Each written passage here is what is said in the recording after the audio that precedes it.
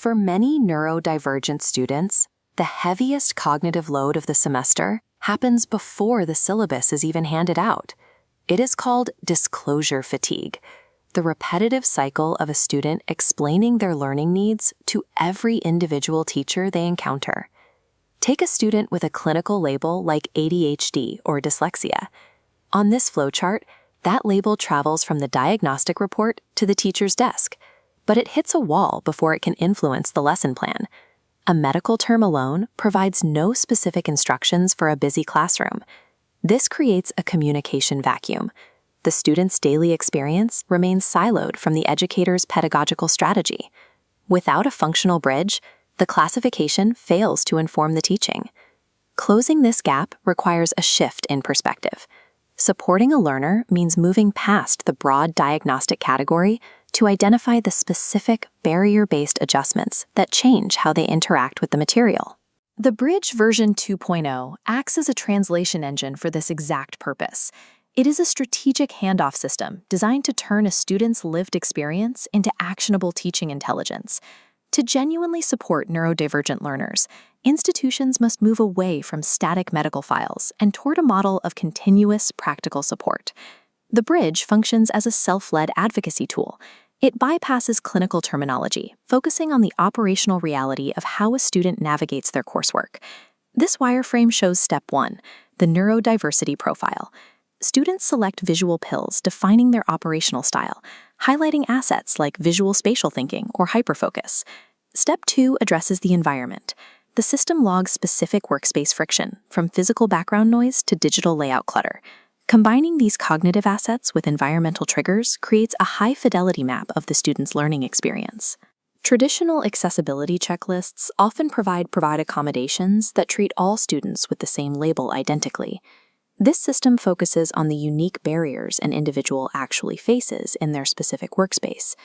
Detailing how a student operates and identifying what blocks their progress gives a teacher a specific set of tools for every lesson. Once the profile and environment are set, Step 3 captures the situation. This defines the specific academic task at hand, whether that task is building a 360-degree narrative or analyzing a complex text. Forcing a neurodivergent learner to type out their struggles into a static form often creates its own barrier. The cognitive effort required for spelling and grammar can discourage them from providing detailed information. This schematic details a multimodal interface. Voice dictation removes the cognitive tax of typing, allowing ideas to flow seamlessly. The student explains in their own words what feels hardest.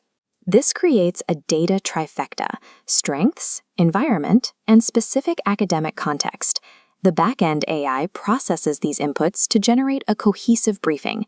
It synthesizes the operational style and the identified friction to suggest a targeted pedagogical intervention. By removing the friction of data entry, the system captures the exact nuance educators need to provide effective support. Step 4 begins with the preview card. Before any information is sent to a teacher, the student sees exactly what the system has generated. This logic diagram outlines the principle of student sovereignty. The student has final authority over their data, with the power to review, edit, or remove any point before the briefing is finalized. The Bridge uses a zero persistence architecture. There are no accounts to manage and no emails to store. Once the student approves the brief, the session data is cleared to maintain strict privacy standards. The system outputs a lecturer's support briefing. These are practical pedagogical moves, such as a directive to implement a strict color coding system to reduce layout clutter in a digital environment. The student shares this brief using a short token code or a QR scan.